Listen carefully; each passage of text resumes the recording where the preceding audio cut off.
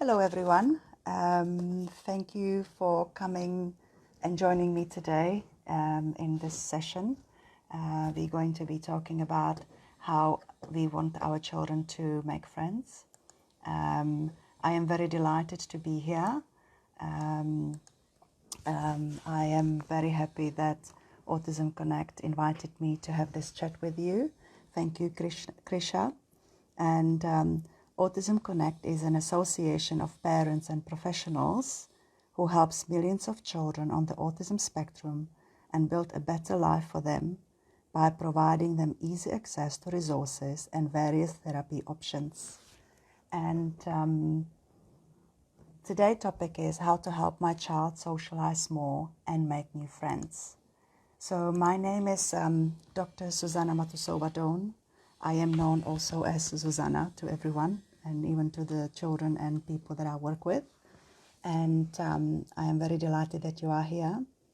In South Africa today, we're celebrating Women's Day, so happy Women's Day. And so who am I? So I started my journey as a sister, a friend, an au pair, a volunteer, a carer, a professional and facilitator, teacher, and then later on as a parent and a wife. So I have over 30 years of experience in the field of neurodiversity.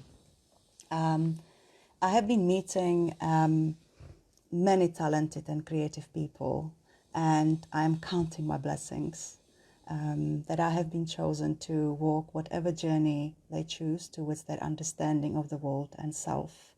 And I can't express enough how everything is just falling into place, and I always jump into any opportunity that I have because it's a learning experience for me, and every family and a person experience everything differently. So a little bit about my background. I am a registered nurse for intellectual disabilities since 2004, and I have a special interest in neurodiversity and person-centered holistic care and approaches. And as I mentioned, I love working with families because all my experience just comes from there. So thank you. I also have a PhD and my topic was understanding of how people with the autistic spectrum conditions experience pain from their perspective, because I wanted to understand what it is like for them to be in pain. How do they express it? How do they experience it? How do they communicate it? And it wasn't just emotional pain, but also physical pain. And currently I live in Cape Town, South Africa. I work as a facilitator of Bridges Social Communication and Friendship Club. I run a Friendship Club, in a school where I am currently employed as part-time. The school's name is Opry House. I also run Parents and Guardians evenings, so we have a lot of topics to talk about, and we share a lot of knowledge, which is also amazing. And I also work as a coach, and currently I'm finishing my studies in health coaching. And again, I would like to look at neurodiversity. And as a volunteer, I currently volunteer with Roxy Davis Foundation. We do adaptive surfing, and it's just amazing to see, the children in the water and, how far they can come. It's children and adults with different abilities and capabilities. We've got different disabilities, and it just brings families together. Some of the parents who love to surf want their children to surf, so we're just there to support them and give them that sort of family experience, and it's just wonderful. So how you can help your child to socialize and make friends or new friends. So before I kind of give you some ideas as to what we do in my friendship club, I would like you to ask yourself a few questions, and I would like you to kind of answer them in your own time or write them down. So how do you, now a parent, socialize as an individual? What do you like? What are your hobbies and interests? What type of people you like to socialize with? what type of environment you like to socialize in, what social skills are required, because all of these things are very important. You know, do you know yourself? Do you know what you want and what you are looking for in friends? The second question is, how do you socialize as a family? You know, understanding each other's tolerance levels is important. You know, what you can tolerate and how much can you tolerate it, because your child also have those tolerance levels, and it's really important that we are all aware of them. If you're going into any function, when is it good time to leave before things becomes unbearable or upsetting? How do you unwind and how do you distress as a family? Because those will give you some tools for the future, you know, because sometimes a lot of things can be stressful, but it's those coping strategies that we bring in that help us to kind of relax. And the third question is, how well do you know your child? You know, and this includes, what do they want? Who are they, and do they understand it, who they are? What are their strengths? What do you need to concentrate on? Because this goes back to social skills development, and I know that Autism Connect had a few talks about this, because those are very important for friendship development, work environment, and also living environments. You know, when you have children, where do they want to live in the future? Do they want to live alone? Do they want to live in sort of, you know, with a family? Are they going to live in, you know, different settings? And it's all about relationship and building skills. So in terms of the social skills, what are their play skills like? You know, do they turn take? Do they share? Do they accept losses and wins? Because not everybody does. How do they communicate?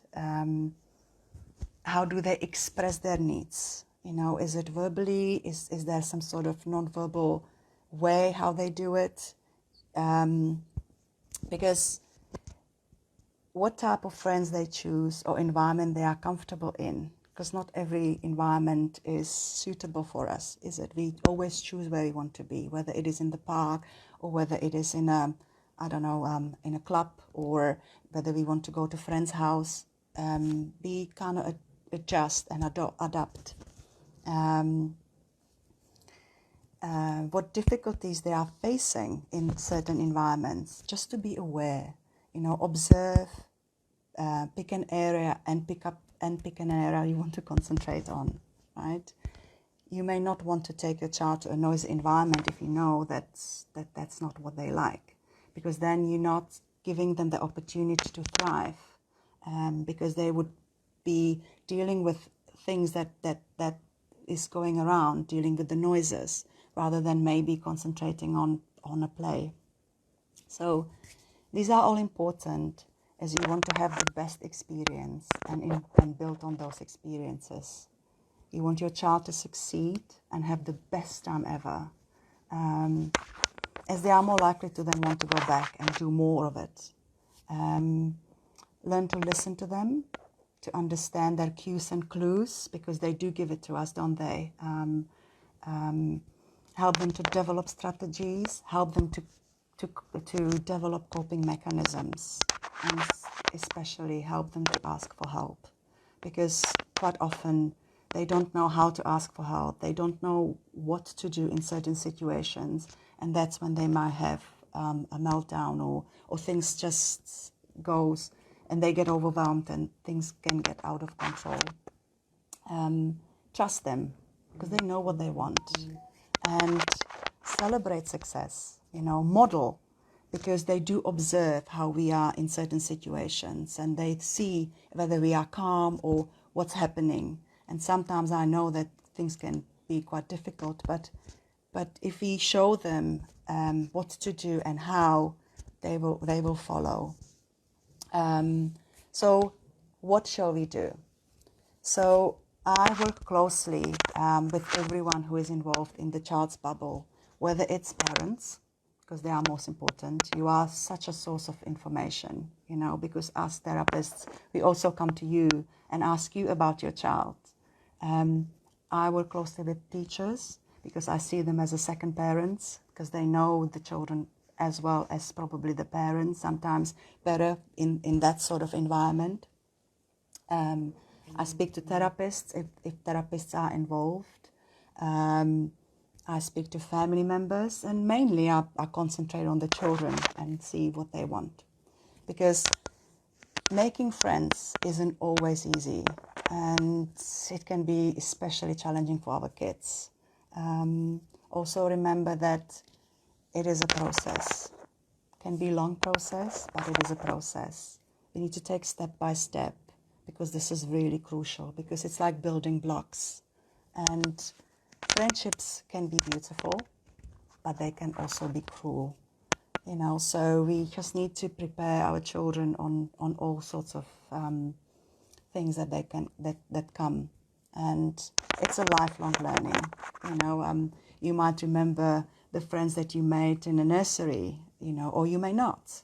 You know, you might have friends that you made recently that are actually amazing, and in the process you might have lost a lot of friends. And you know, how did you feel about that? Because we don't like losing friends.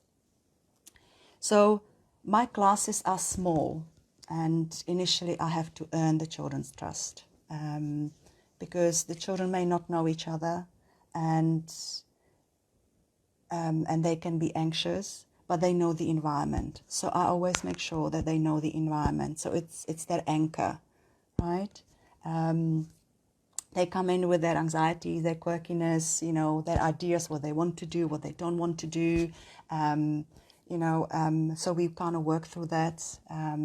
They are allowed to bring toys, because, and they and then include the toys in the sessions or in the games, because it helps them with the confidence. So if the child tells me, I don't want to be here, or I can observe that, you know, something's happening, maybe something happened during the day at school or at home or whatever, the toy is always my anchor.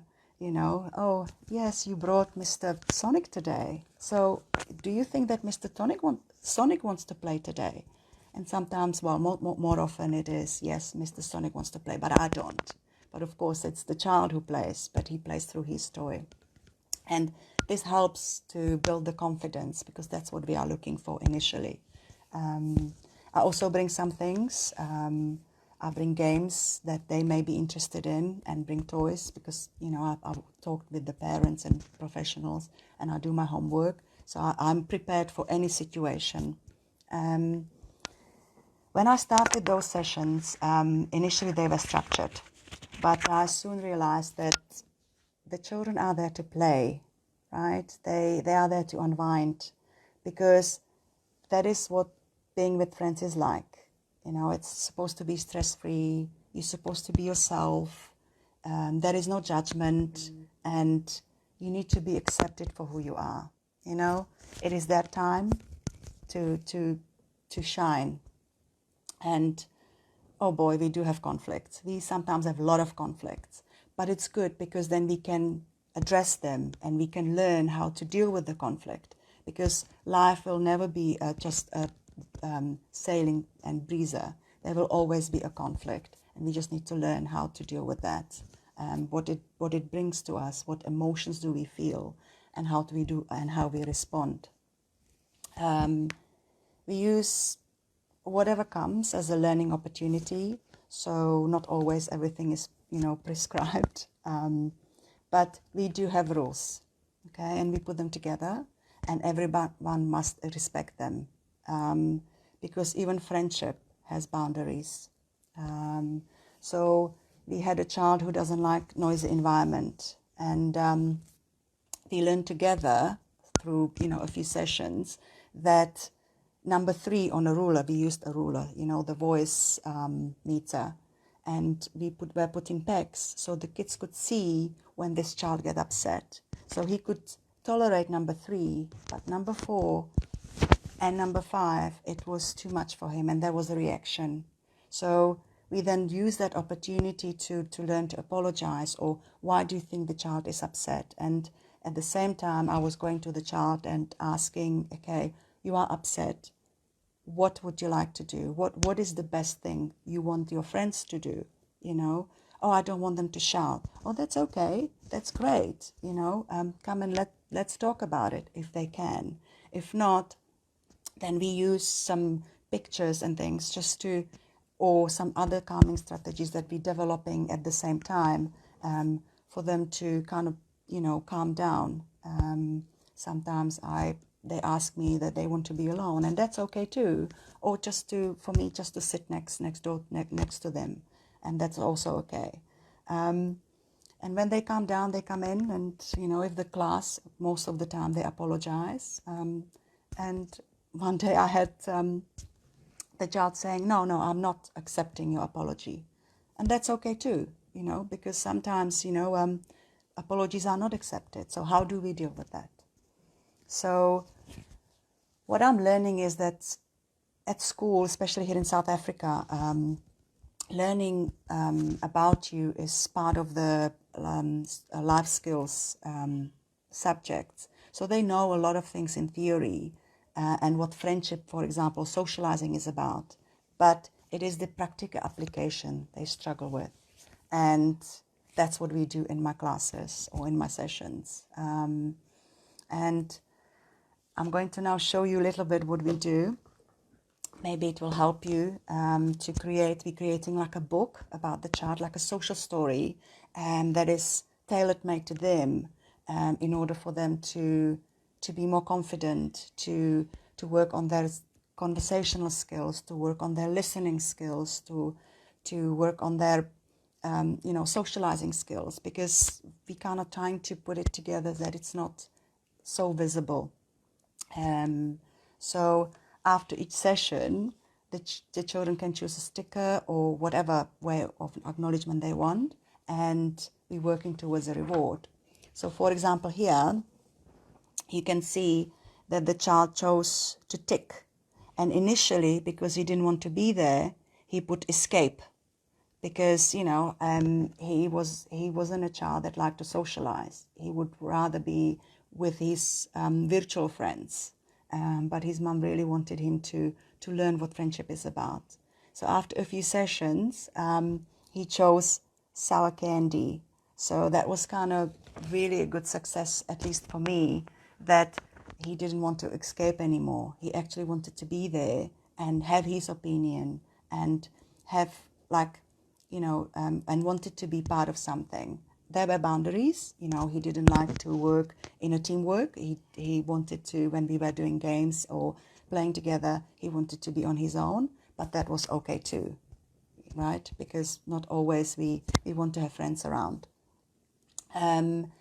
So first of all, we're learning about who we are and creating awareness, you know, developing confidence and self, and looking at what our strengths are.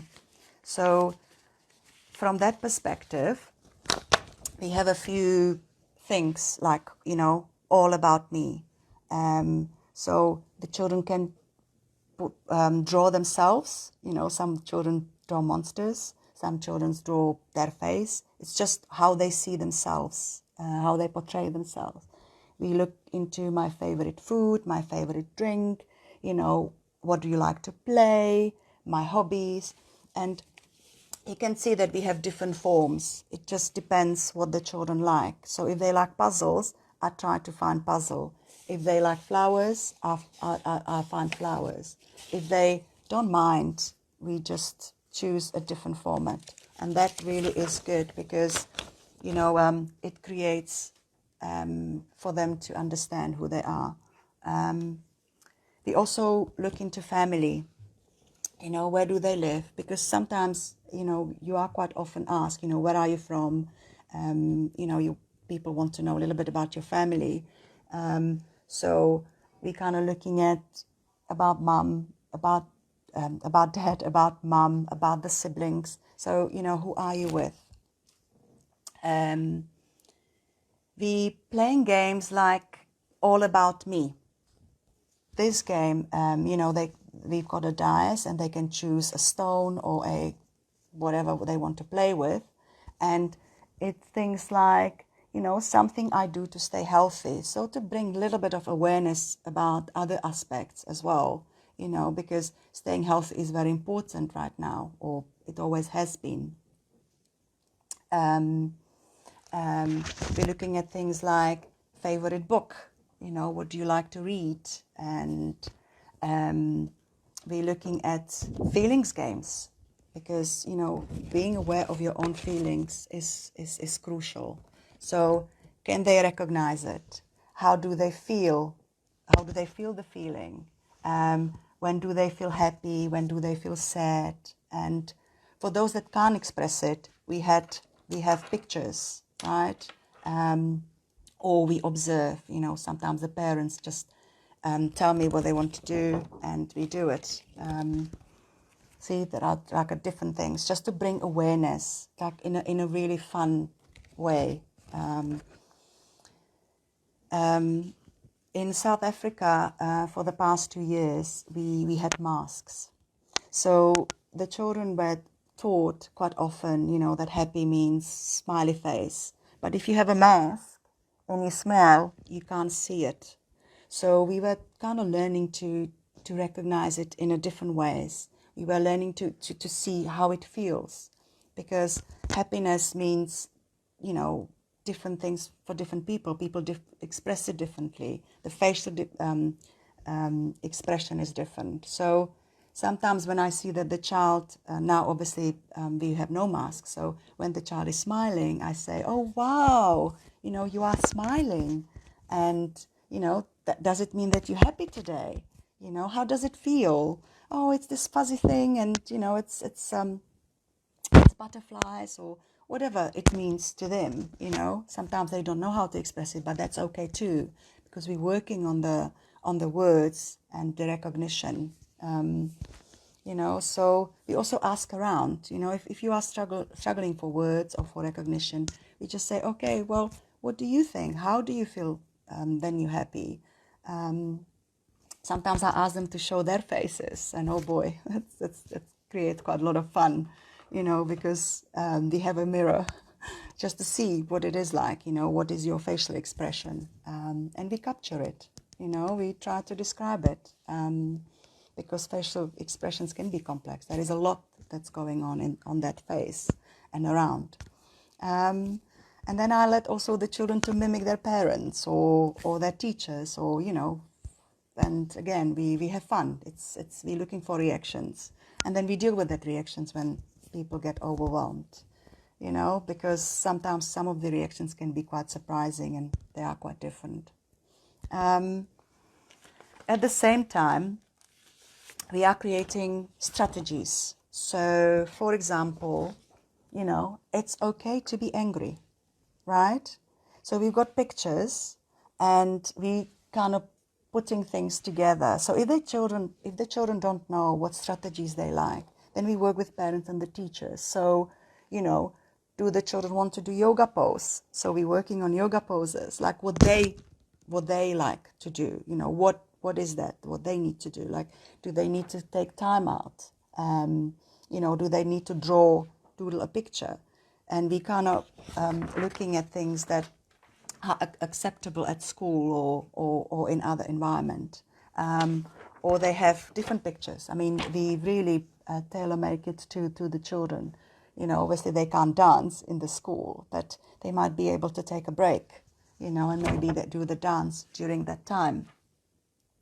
And we're also working on some other strategies, like, you have your fingers. If you really feel anxious or something's happening, you can use this breathe in, breathe out, use your fingers, or you can tense your body. So whatever they're working with, maybe if they have a therapist, we then collaborate and incorporate it, not only in my sessions, but also the teachers do their bit. But the sessions are more about having fun, right? Learning things through fun, because that's what we do, Other things that we incorporate in the sessions is, we and they are adapted to all ages and abilities, is, for example, what I want in friends.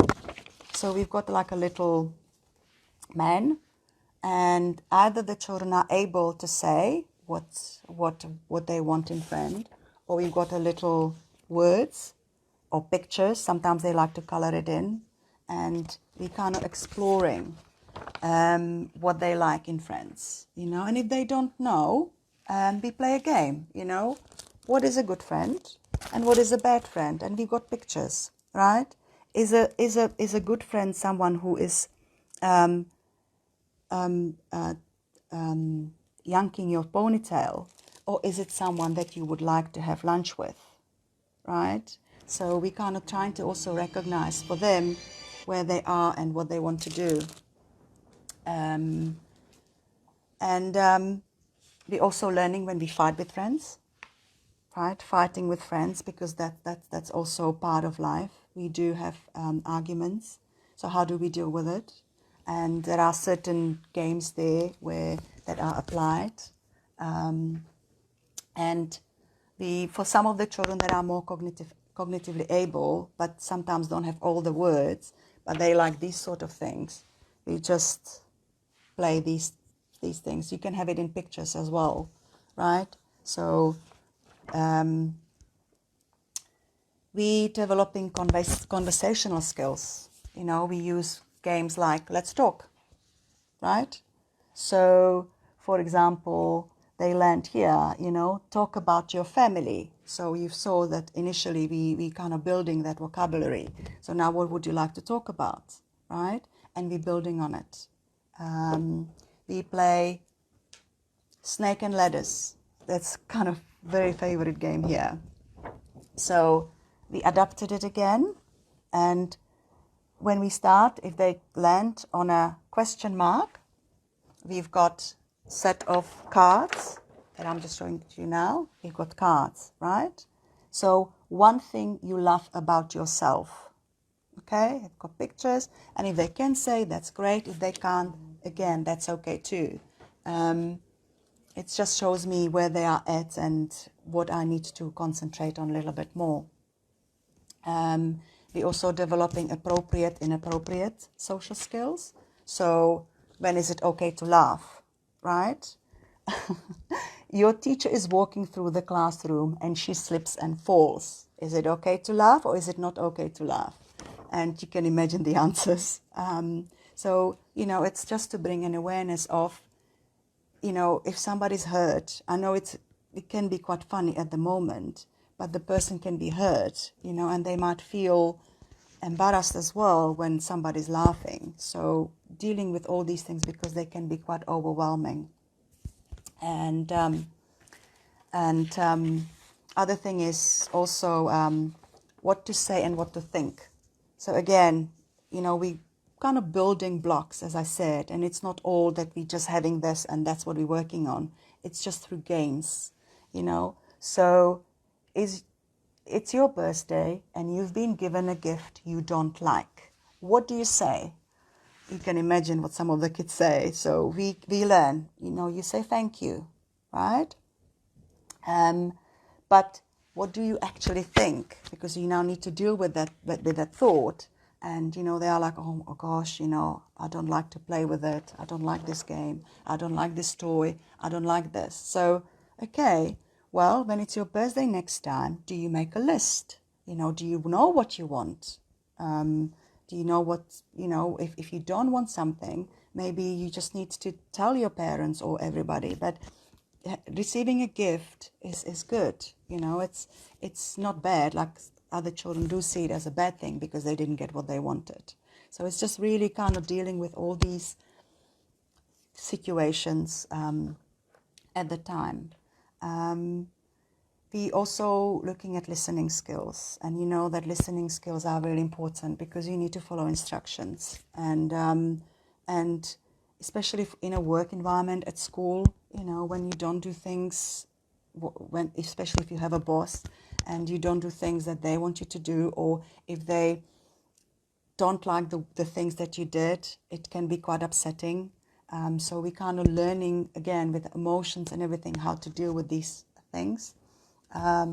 So one of the favorite, well, my personal favorite, and I think that the children also like it, is that they come and they present, if they can, for 5 minutes,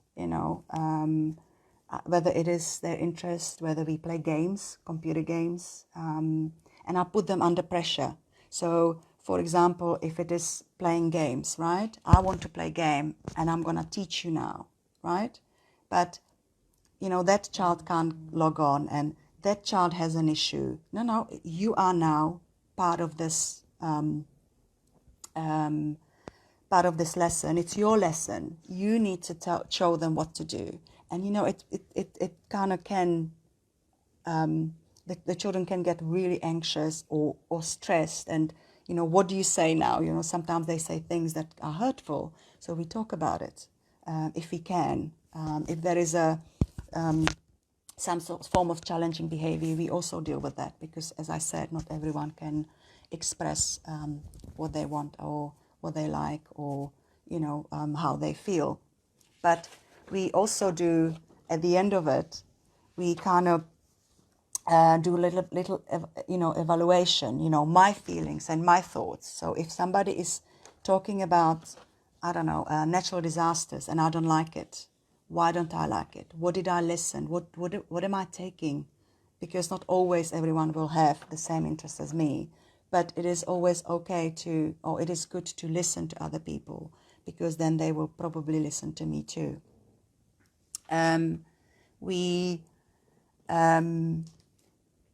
We also play monsters, that's for the little ones, or superheroes, So we've got pictures like these, and we say, put the pen on the monster's foot. So now where is the foot? Sometimes when the children are feeling a little bit more confident, they can put it on the child, on the monster's head.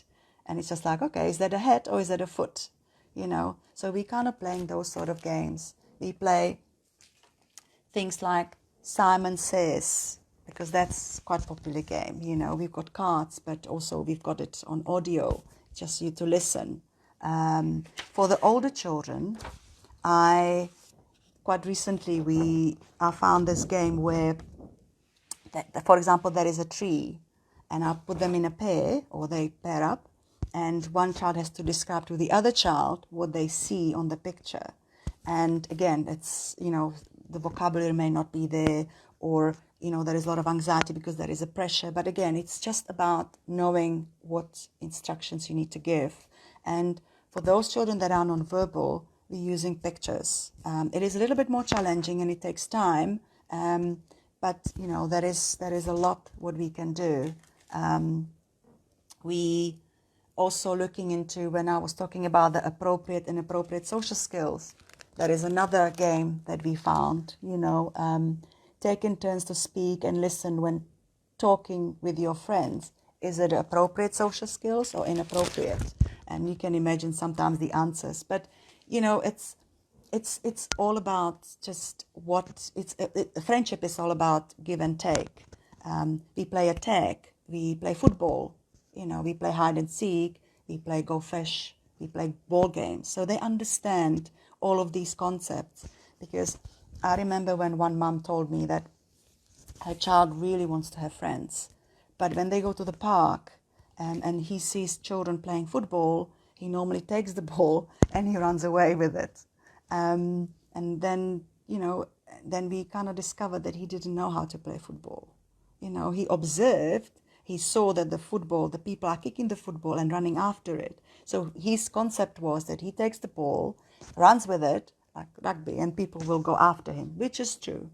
But it's obviously, you can imagine that those children were not really happy when they didn't have the ball. So we had to teach him to kick the ball, right? Because he's not really, because of his other difficulties, kicking a ball was a really difficult concept for him to grasp, and also to kick the ball was really hard. But he got there, in the end he got there. And then at the end, maybe sometimes after 6 weeks, 8 weeks, depending on where we are, I quite like to see where the children are, in terms of how other parents or teachers see them, or how do they see themselves? And if they can, we do evaluation.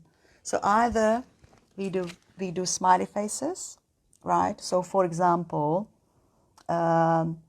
it is easy for me to ask for help when I need it, right? Because that's really important. And they can either do, I can't, I'm not sure, yes, I can. Or for the older children that are more cognitively able, we do checklists. For example, listening. Can you pay attention to someone when they're talking? 1 to 5. And sometimes the children do rate themselves, because, they are being honest, because, they either can if somebody is talking about their interest, or they can't if they don't. But overall, in terms of friendship, it's always about give and take, and you really need to listen to the other person. And I remember that at one stage we were kind of talking about if you would be a friend with someone who doesn't have your interest, but but everything else is great, but he just maybe or she may not like to play with Barbies, And one child said, no, I would not want that friend, and that's okay too. That was his opinion, and he knew what he wanted in friends. So, in order to conclude this, I would say, help your child to understand who they are, because that builds confidence. Once they're confident, then they can go out there and practice, because having play dates, practicing what they do, and they will get things wrong. We always do, right? We might step on other people's toes, and and we learn from it. And maybe it takes 3, 4, 5, 6, 7 times before we understand it, but it's the repetition, right? We need to teach them what is appropriate, what is not appropriate, and if it's not appropriate, why is it not appropriate? Because they need to understand that concept. You saw that we're trying to build this book, so it's like a social story about me, who am I? Surround your child with kids who share their interests to start with, or what the children want, and focus on long-term success, and most importantly, have fun, because if you're having fun, you learn a lot more than if things are just drummed into you. I feel anyway. That's my experience. And all these resources that you saw, there are a few quite amazing sites that I usually kind of explore and then adapt. And it's Twinkle, it's on Google. Counselor Carey, I also go on Google, YouTube, because I use videos as well, especially, I can't remember now the name of it, but Sheldon is at the moment the most popular series here. Teachers pay teachers, and one of the things that I came across last week, which was from the Positive Parenting webinar, was via character strength survey and character profile, which is quite interesting because, when once you know what your strengths are, and you can do it for your child even, then it is easier to work with it. And then yesterday, when I was preparing for my this week's session, I found this amazing game called Waterfalls and Vines. So it's color coded. It's like snake and ladders, right? But what I love about it is that, for example, if they land on brown and we're looking into listening, it says show us one way you can let someone know you are listening to them. So I can imagine that some of the expressions will be quite funny, but yeah, I'm looking forward to playing this game. It's also looking at responsibilities, which is good, Tell us 2 things you are responsible for at home, if you are, Do you do the dishwasher or something like that? So yeah, thank you very much for being here. I hope that you found this helpful. If I run through it, Krisha has my details. I am very happy for you to contact me, and I'm happy to share those resources, although they're not mine. I use them from, as I said, from those sites. And yeah, if you have any questions, I'm happy to answer them.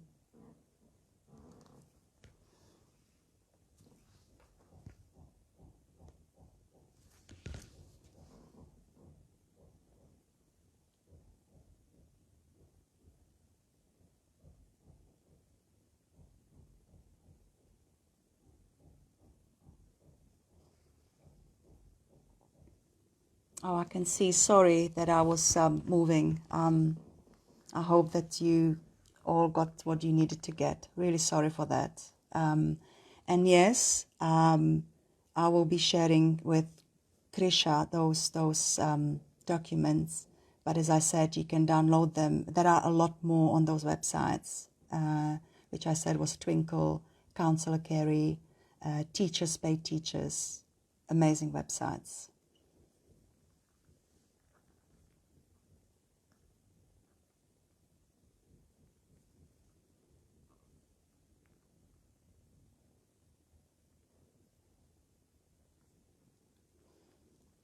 Do any of you have any questions? If not, I'm happy to give you my number as well. I don't know if that's allowed, but maybe Krisha can then, I can give it to Krisha, and you are very welcome to get in touch with me. But if there are no questions, thank you so much for being here, and I'm hoping that you found this useful.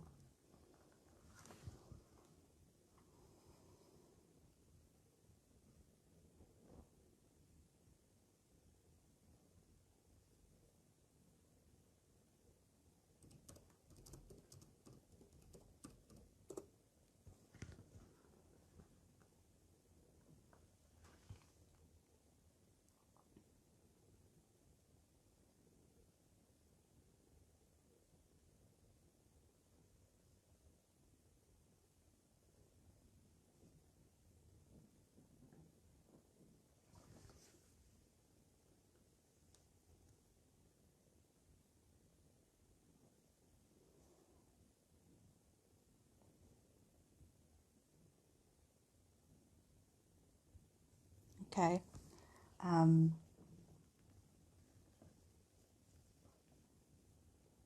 I can see that there are no questions.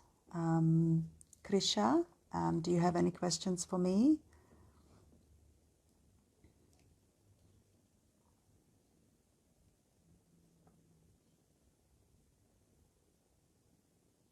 Okay, so I'm going to finish. Thank you so much for being here today, and I'm hoping that you got what you needed, and that you found this useful. Have a beautiful evening or beautiful afternoon from wherever you are, or morning, and hopefully I will see you or speak to you soon. Bye.